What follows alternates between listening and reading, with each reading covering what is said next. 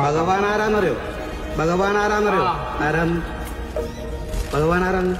ഗതിയില്ലാത്തവർക്കും ഗതി നൽകുന്നവർക്കും സൽഗതി ആരാന്നറിയോ? വിളിച്ചപ്പാടാ ആരാന്ന്? ഭഗവാനാണ് കേട്ടോ. അറിവുണ്ടായതുകൊണ്ട് കാര്യമില്ല.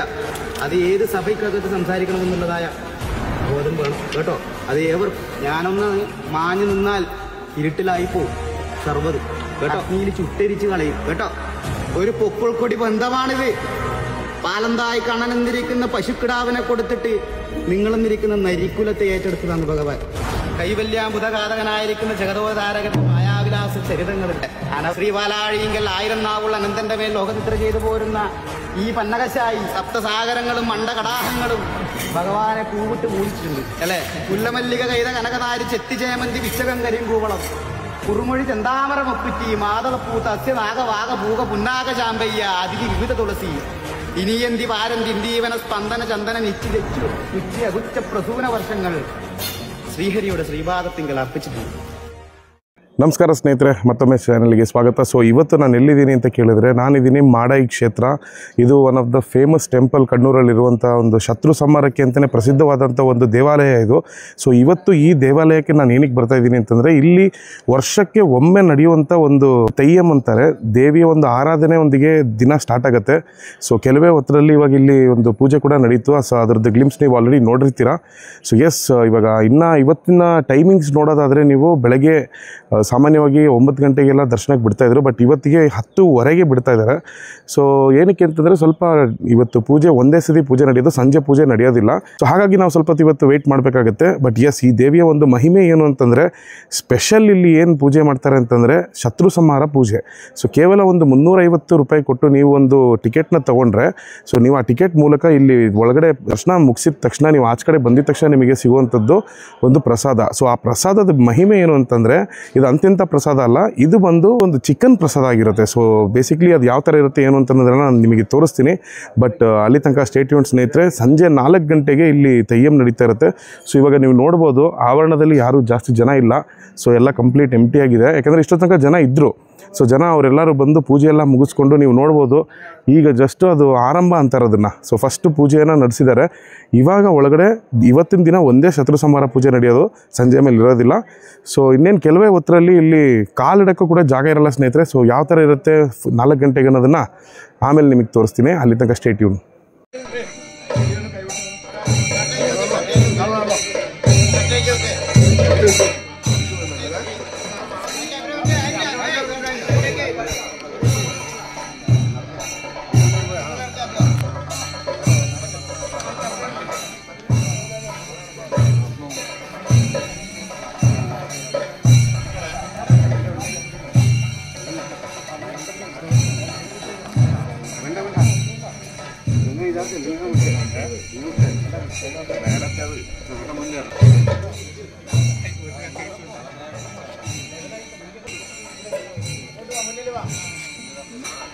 ಸೊ ಇವಾಗ ನೀವೆಲ್ಲೇನು ನೋಡ್ತಾ ಇದ್ದೀರಾ, ಇವರು ತಲೆ ಮೇಲೆ ಈ ಒಂದು ಮಡಿಕೆ ಥರ ಇಟ್ಕೊಂಡು ಹೋಗ್ತಿದಾರಲ್ಲ, ಇದಕ್ಕೆ ಕಲಸಂ ಅಂತಾರೆ.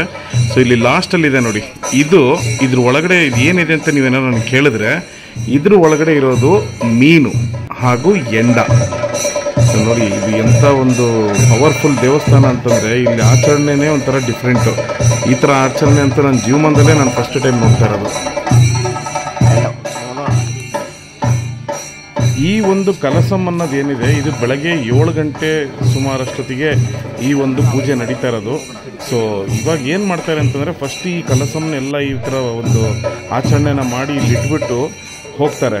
ಸೊ ಸಂಜೆ 4 ಗಂಟೆ 5 ಅಷ್ಟೊತ್ತಿಗೆ ಎಲ್ಲರೂ ಬಂದು ಇಲ್ಲಿ ಯಾವ ಥರ ಒಂದು ಪೂಜೆ ಮಾಡ್ತಾರೆ ಅಂತಂದರೆ, ನೀವು ಕಣ್ಣು ತುಂಬಿಸ್ಕೊಳ್ಳೇಬೇಕು, ಯಾಕಂದರೆ ಅಷ್ಟು ಸಕ್ಕತ್ತಾಗಿದೆ.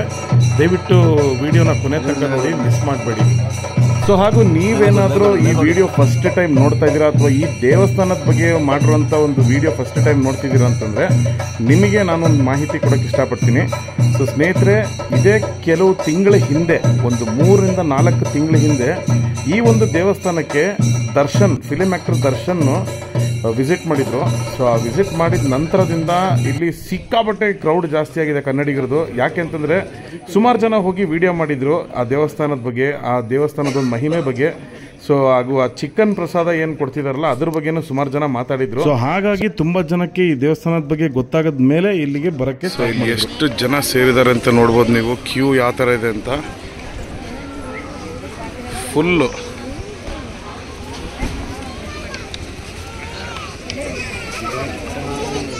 ಟೈಮ್ ಬಂದು ಇವಾಗ ಆಲ್ಮೋಸ್ಟ್ ಆಲ್ 1 ಗಂಟೆ ಆಗ್ತಾ ಬಂತು.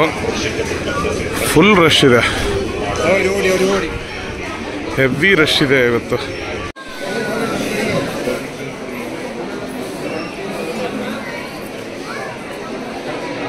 ಸ್ನೇಹಿತರೆ, ಇವಾಗ ನಾನು ಜಸ್ಟ್ ದರ್ಶನ ಮುಗಿಸ್ಕೊಂಡು ಆಚೆ ಕಡೆಗೆ ಬಂದೆ. ಸಮಯ ಬಂದು ಆಲ್ಮೋಸ್ಟ್ ಆಲ್ 1:15 ಆಗಿದೆ. ಸೊ ಬೆಳಗ್ಗೆ ಮಾಡಿಸಿದ್ದು. ಇವತ್ತು ಏನಕ್ಕೆ ಇಷ್ಟು ಲೇಟ್ ಆಯಿತು ಅಂತಂದರೆ ನೀವು ಕ್ಯೂ ನೋಡ್ಬೋದು ಯಾವ ಥರ ಇದೆ ಅಂತ. ದೇವಸ್ಥಾನದಲ್ಲೂ ಸಿಕ್ಕಾಪಟ್ಟೆ ಕ್ಯೂ ಇದೆ, ಹಾಗೂ ಇಲ್ಲಿ ಕೂಡ ಪ್ರಸಾದ ತೊಗೊಳೋದಕ್ಕೂ ಸಿಕ್ಕಾಪಟ್ಟೆ ಕ್ಯೂ ಇದೆ. ಸೊ ಇಲ್ಲಿ ನೀವು ಆಚೆ ಕಡೆ ಬಂದ ತಕ್ಷಣ ಇಲ್ಲಿ ಉಡ್ದಾರ ಥರದ್ದು ದಾರ ಹಾಗೂ ದೇವಿ ಫೋಟೋ ಅದೆಲ್ಲ ನೀವು ತೊಗೊಬೋದು. ಅದಾದ ನಂತರ ಅಲ್ಲಿದೆ ನೋಡಿ. ಸೊ ಇಲ್ಲಿ ಏನು ರೆಸಿಟ್ ನೋಡ್ತಿದ್ದಾರಲ್ಲ, ಇಲ್ಲಿರೋದು ನಿಮಗೆ ಶತ್ರು ಸಂಹಾರ ಪೂಜೆದು ಪ್ರಸಾದ. ಬನ್ನಿ, ನಾನು ತೊಗೊಂಬಿಟ್ಟು ತೋರಿಸ್ತೀನಿ ನಿಮಗೆ ಯಾವ ಥರ ಇದೆ ಅಂತ. ಸುಮಾರು ಒಂದು 20 ನಿಮಿಷ ವೆಯ್ಟ್ ಮಾಡಿದ್ವಿ. ಯಾಕೆಂದರೆ ಈ ಒಂದು ಶತ್ರು ಸಂಹಾರ ಪೂಜೆದೊಂದು ಟಿಕೆಟ್ ಏನು ಕೊಟ್ಟಿದ್ರು ಅದರದ್ದು ಪ್ರಸಾದ ಖಾಲಿಯಾಗೋಗ್ಬಿಟ್ಟಿತ್ತು ಇವತ್ತು ರಶ್ ಇರೋದ್ರಿಂದ. ಸೊ ಹಾಗಾಗಿ ಇವಾಗ ನೋಡ್ಬೋದು, ಇವಾಗ ಬಂದಿದೆ, ಪ್ರಸಾದ ಕೊಡ್ತಾಯಿದ್ದಾರೆ. ಇನ್ನೇನು ಕೆಲವೇ ಕ್ಷಣದಲ್ಲಿ ಇಲ್ಲಿಂದ ಎಕ್ಸಿಟ್ ಆಗ್ತೀನಿ ನಾನು. ಪ್ರಸಾದ ಇವಾಗ ಜಸ್ಟ್ ಬಂತು. ಇವಾಗ ಇದನ್ನು ಸರಬರಾಜು ಮಾಡ್ತಾರೆ.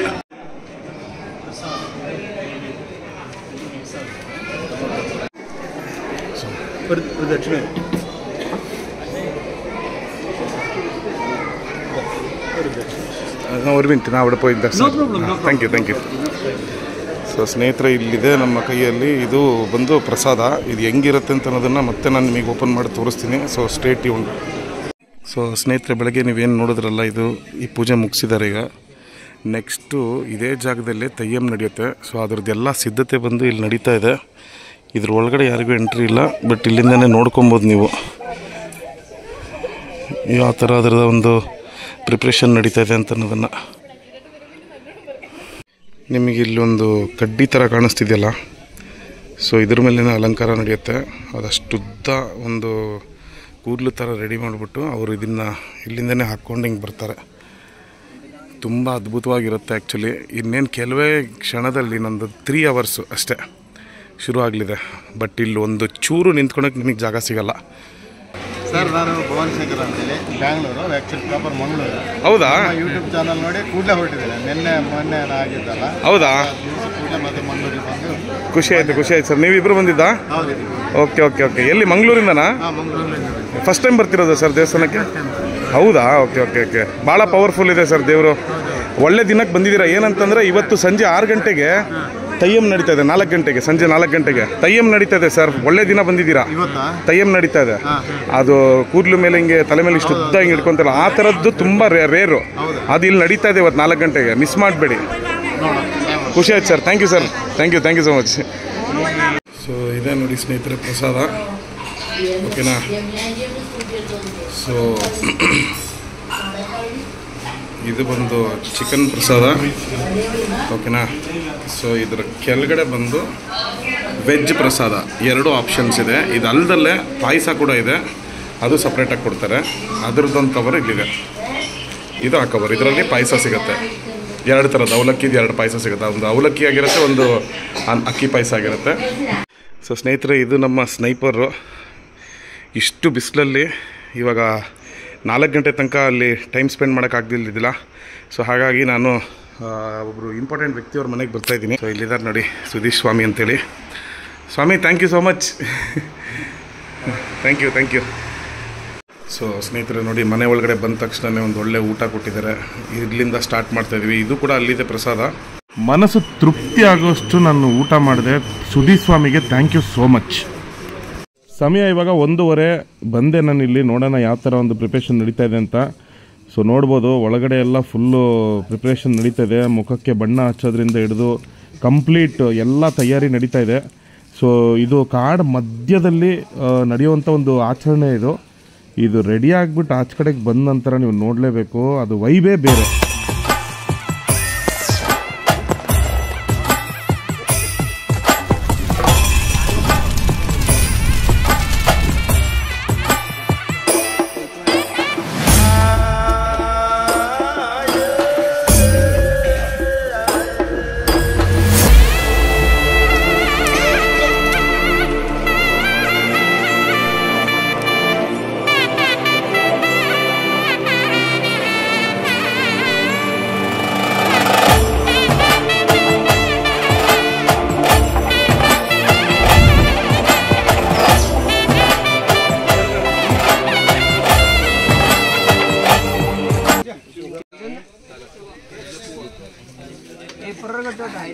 ಸೊ ಸ್ನೇಹಿತರೆ, ಇವಾಗ ನೀವೇನು ನೋಡ್ತಾ ಇದ್ದೀರಲ್ಲ, ಇಲ್ಲಿ ಇಷ್ಟೊಂದು ಜನ ಸೇರಿದ್ದಾರೆ.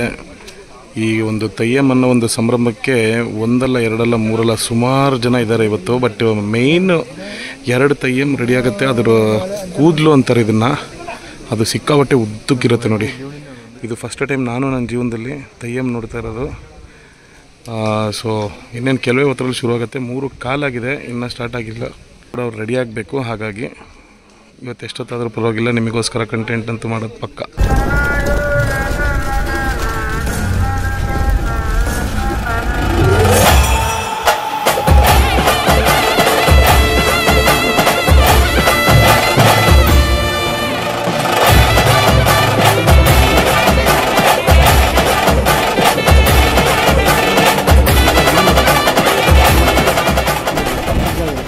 ಸುಮಾರು ಆಲ್ಮೋಸ್ಟ್ ಅಲ್ಲೊಂದು 2-2.5 ಅವರ್ ನಾವು ಇಲ್ಲೇ ವೆಯ್ಟ್ ಮಾಡಿ ಇವಾಗ ಶುರು ಆಗ್ತಾ ಇದೆ. ಸೊ ನಮ್ಮ ಸ್ನೇಹಿತರು ಕೂಡ ಸಿಕ್ಕಿದ್ದಾರೆ ಇಲ್ಲಿ.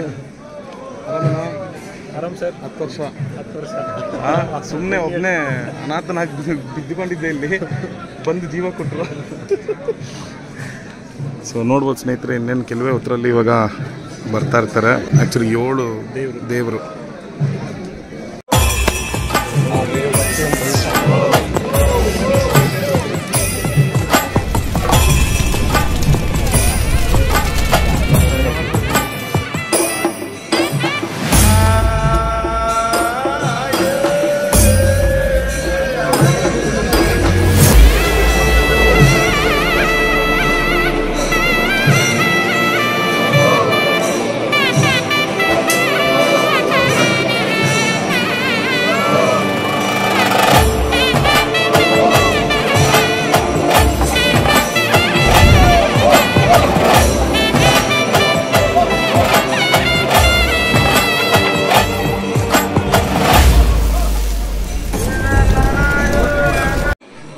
ಬ್ರೋ, ಎಷ್ಟು ವರ್ಷದಿಂದ ಬರ್ತಿದೆ ಇವರಿಗೆ? ನಾನು ಇಲ್ಲಿಂದ this is second year.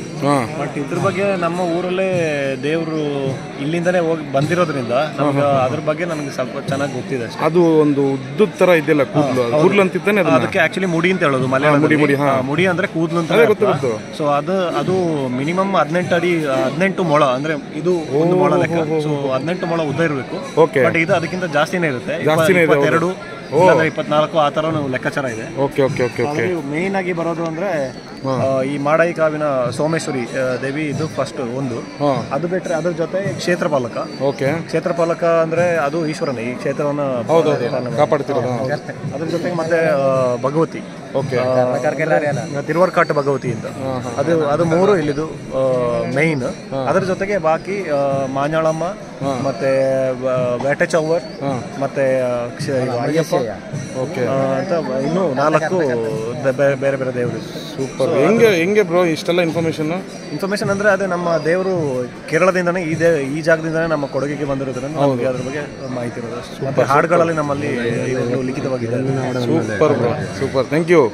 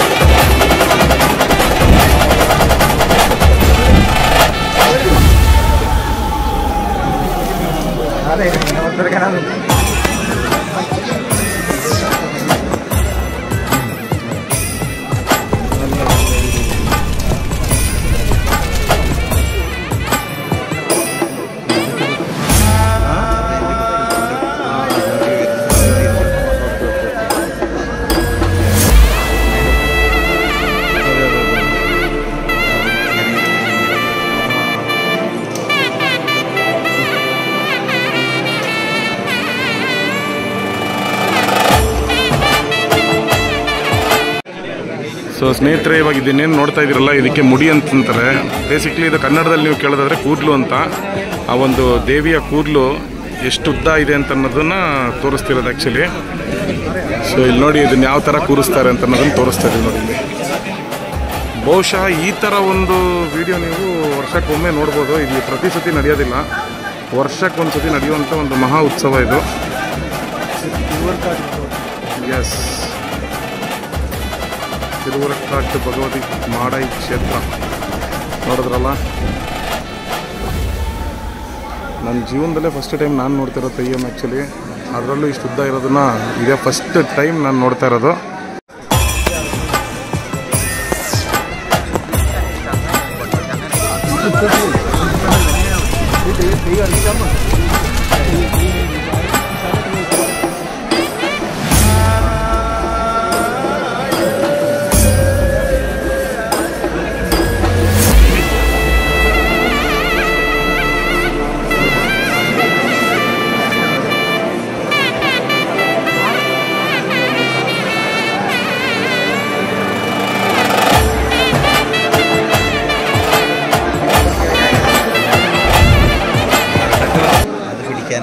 So basically ಇಲ್ಲಿ ನೀವೇನು ನೋಡ್ತಾ ಇದ್ದೀರಲ್ಲ ಸ್ನೇಹಿತರೆ, ಆ ಹೂವನ್ನ ಬಿಸಾಕ್ತಿದ್ದಾರೆ ಗೊತ್ತಾ ಇಲ್ಲಿ ನೋಡಿ. ಅದೇನಂತಂದರೆ ಅದು ಒಂಥರ ಬ್ಲೆಸ್ಸಿಂಗ್ಸ್ ಇದ್ದಂಗೆ, ಯಾರಿಗೆ ಸಿಗುತ್ತೆ ಅದು ಅದೃಷ್ಟ ಇದ್ದಂಗೆ. ಬೆಳಗ್ಗೆ ಕಟ್ಟಿದ್ರು ಅಲ್ಲಿ ಪೂಜೆಯಲ್ಲಿ ಕಳಸದ ಹೂವನ್ನ ಎಲ್ಲರಿಗೂ. ಹೌದೌದು, ನೋಡಿ ನೋಡಿ ನೋಡಿ ಎಷ್ಟು ಎತ್ತರ.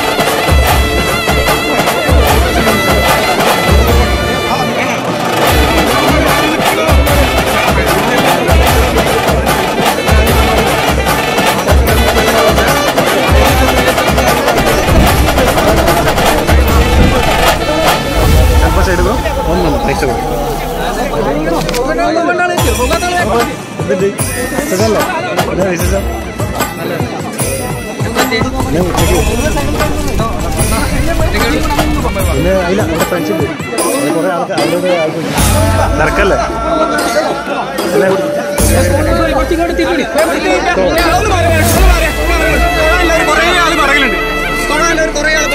സർ